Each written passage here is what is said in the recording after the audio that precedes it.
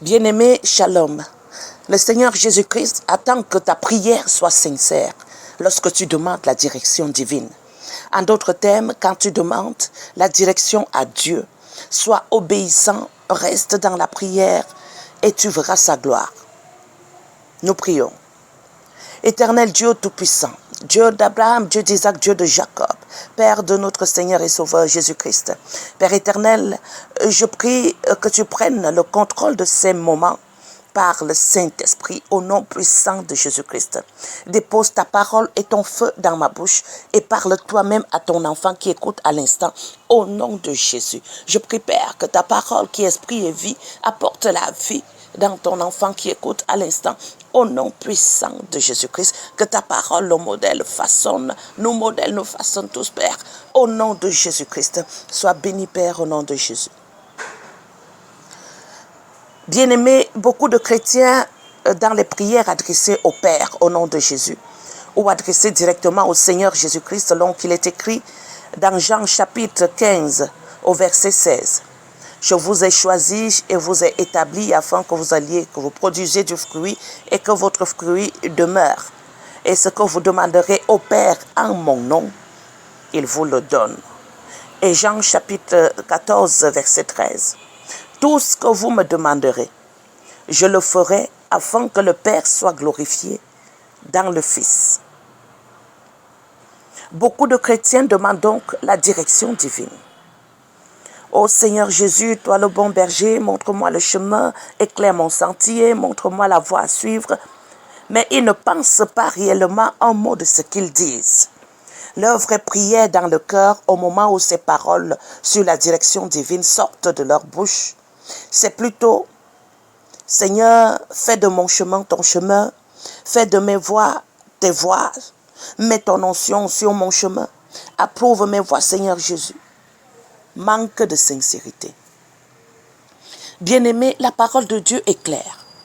Nous demandons, nous ne recevons pas parce que nous demandons mal. Jacques chapitre 4, verset 3.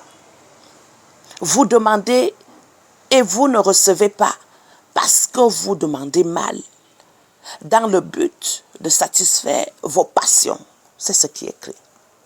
Le psalmiste dans le psaume 37, verset 4 déclare: fais de l'Éternel tes délices, il te donnera ce que ton cœur désire. Et Philippiens chapitre 4, verset 6.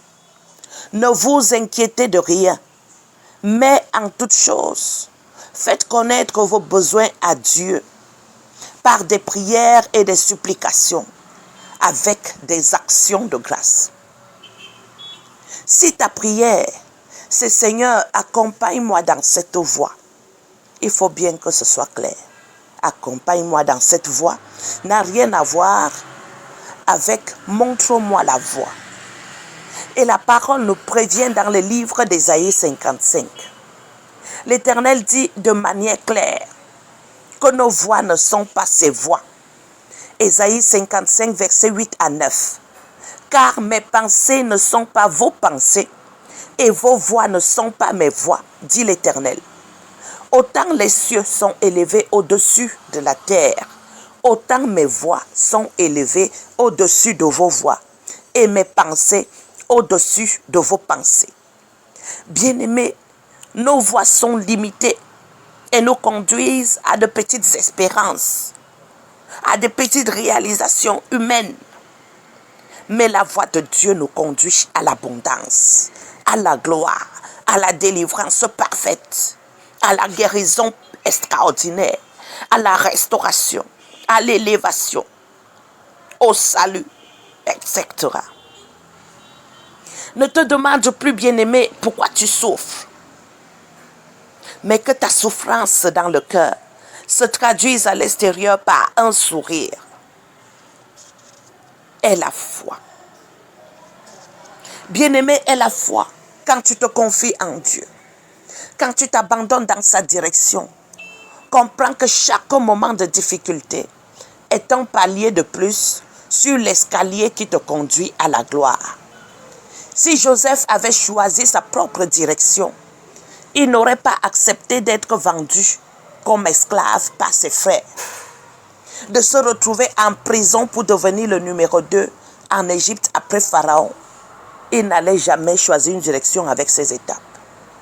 Même si tu vois quoi dans ta vie, quand tu es dans le plan de Dieu, rends grâce, loue l'Éternel, chante, danse, car devant, il y a la gloire. Une déception amoureuse, ne pleure pas, bien-aimé. Dieu sait que ton partenaire ne t'aime peut-être pas suffisamment, ou ne pourra pas t'épouser, ou ne pourra pas prendre soin de toi, ou voudra te garder dans l'impudicité qui t'empêche d'être en communion parfaite avec ton Dieu.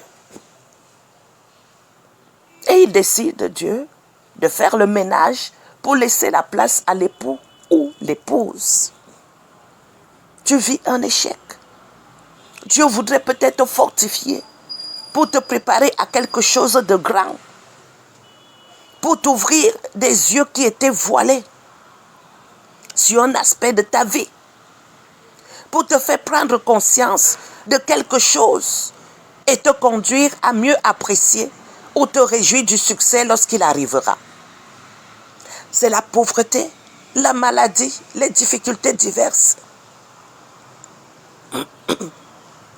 Sur le chemin, vont t'amener à le chercher davantage. Lui qui est Dieu, et donc à le trouver, si tu le cherches de tout ton cœur. Jérémie 29, 13 à 14b.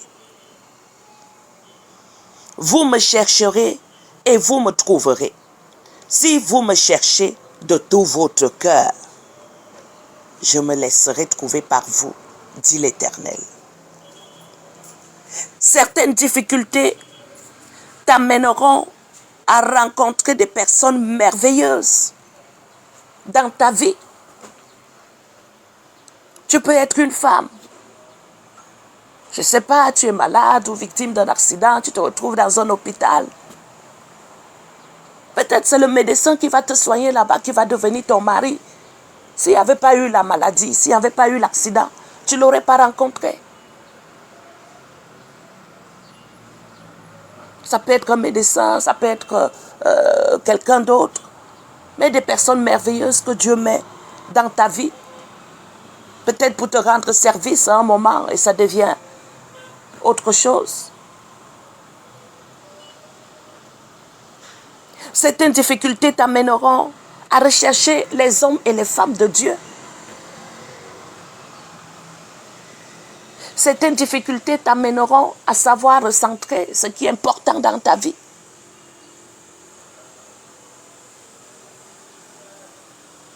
Peut-être si tu passais ton temps à aller seulement dans les boîtes de nuit, ou à t'occuper de tes habits, tes vêtements, ou à t'occuper de toi. Dieu peut t'amener à commencer à le chercher. À comprendre qu'il est le centre, la source de la vie. Le Seigneur Jésus. Certaines difficultés vont t'amener à scruter les saintes écritures. Et donc à grandir dans la foi. La foi vient de ce qu'on entend et ce qu'on entend vient de la parole de Dieu. C'est la parole de Dieu qui nourrit l'esprit. Avec les actes de sanctification.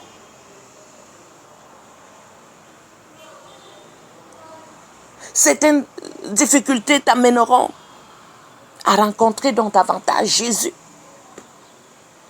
Si tu scrutes les Écritures, si tu rencontres les hommes de Dieu, c'est que tu es en train de rencontrer Jésus.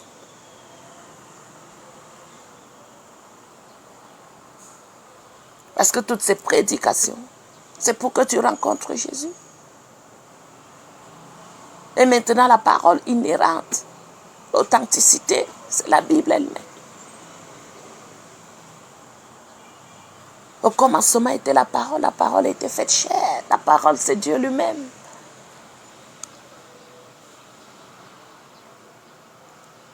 Donc, les difficultés vont t'amener à connaître un niveau inattendu de délivrance. Tu vivais ta vie, tu pensais peut-être que tout allait bien. Mais une difficulté va t'amener à chercher Dieu. Et tu vas rentrer dans ta vraie destinée. Ta véritable destinée. Marcher dans tes bénédictions réelles. Donc les difficultés vont t'amener à connaître la délivrance, la guérison extraordinaire, la gloire divine. Un niveau où tu vas marcher de gloire en gloire, de célébration en célébration. Cela demande la sincérité de cœur et l'obéissance à Dieu. Quand tu demandes la direction à Dieu, sois obéissant. Reste dans la prière et tu verras la gloire de Dieu. Obéissant à sa parole, à ses commandements. Si sur ton chemin des difficultés apparaissent, comme je le disais, continue de célébrer et comporte-toi en toutes circonstances comme Dieu attend de toi. Prie, recherche la sanctification, fuis le péché et mets les commandements de Dieu en pratique. Bien-aimé, tu es sur la bonne voie, la voie de l'abondance. Souviens-toi de la pêche miraculeuse. Simon-Pierre et ses compagnons avaient pêché toute la nuit sans attraper le moindre poisson. Pourtant, ils avaient des capacités professionnelles, la formation nécessaire, parce qu'ils étaient pêcheurs. Pas pêcheurs d'âme à ce moment-là, la première pêche, mais pêcheurs de poissons. Ils avaient le matériel nécessaire. Ils avaient l'expérience dessus. Et même dans ce lac, il y avait des poissons. Même comme eux, ils n'ont pas pu attraper toute la nuit.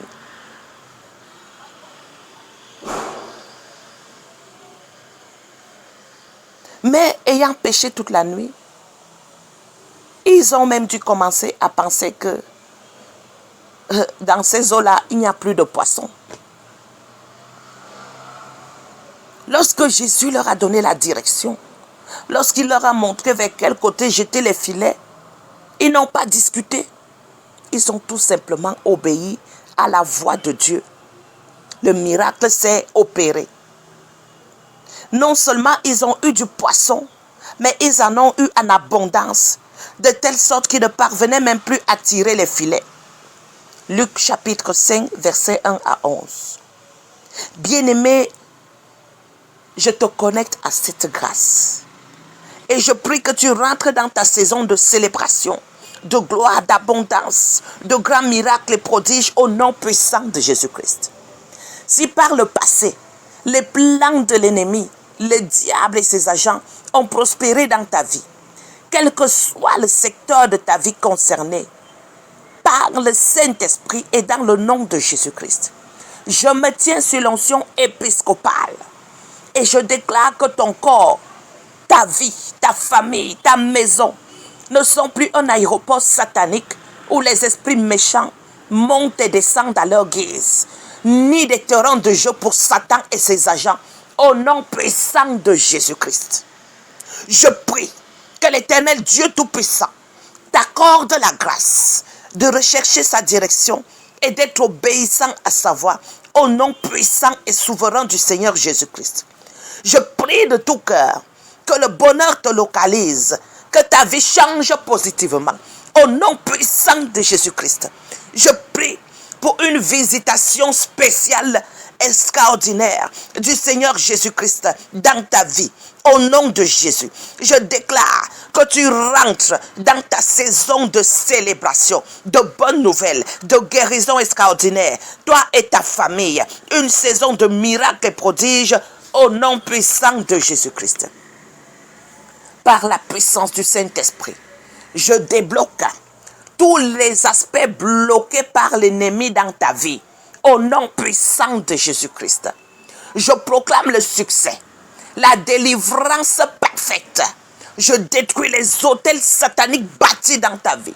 par la puissance du Saint-Esprit, au nom de Jésus.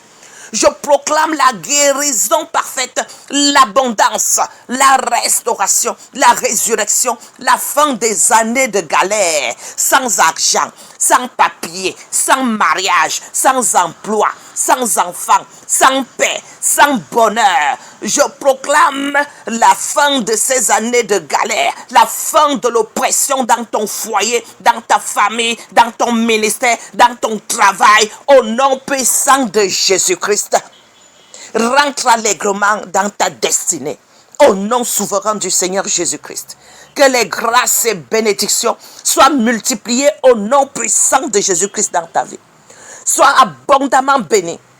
Et prie aussi pour moi, Bishop Rosine et Bessanchama, que l'Éternel Dieu Tout-Puissant me protège, me bénisse et me garde, ainsi que mon ministère et ma famille, au nom puissant de Jésus-Christ.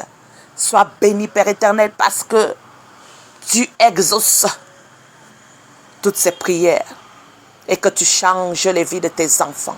Tu les délivres parfaitement. Au nom de Jésus-Christ, je commande encore à tout esprit impur qui tourmente ta vie, qui tourmente tes finances, toi qui écoutes, qui tourmente ton foyer, qui tourmente tes enfants, qui tourmente ton travail, que tout esprit impur qui tourmente ton séjour dans ce pays où tu te trouves, libère ta vie par la puissance du Saint-Esprit au nom de Jésus-Christ. Je les dirige dans les lieux arides pour l'éternité. Au nom de Jésus. Sois béni au nom de Jésus-Christ. Contact WhatsApp 00237, l'indicatif du Cameroun. Ensuite, compose le numéro 656 40 18 34. Partage et bénis quelqu'un d'autre avec ce message, cette parole de vie. Bénis quelqu'un dans ton entourage. Et toi, sois doublement béni. Au nom de Jésus-Christ. Reçois la bénédiction attachée à ce partage. Parce que tu es en train de changer une vie. Tu es en train de transformer une vie. Tu es en train de guérir quelqu'un. Tu es en train de délivrer quelqu'un en partageant. Tu es en train de sauver quelqu'un qui va recevoir Christ. Au nom de Jésus-Christ, sois béni. Amen.